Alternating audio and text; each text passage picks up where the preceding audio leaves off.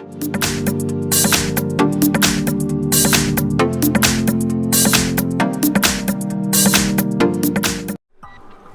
I have MICROMAX Canvas Pulse, and let me show you how to accomplish here the hard reset, and let me show you how to bypass and remove pattern, password or any other screen lock method on the following device. At the very beginning, let's start by pressing the power key, choose power off, and wait until your device will be completely switched off.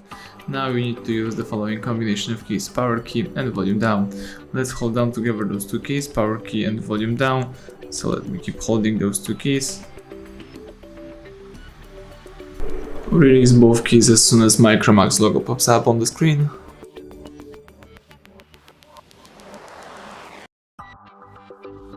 And as you can see, the factory Chinese mode just pops up. Here you can navigate by using volume keys.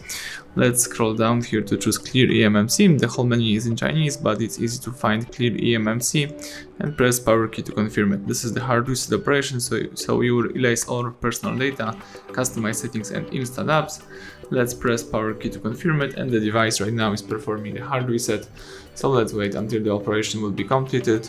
Do not interrupt while the process is running.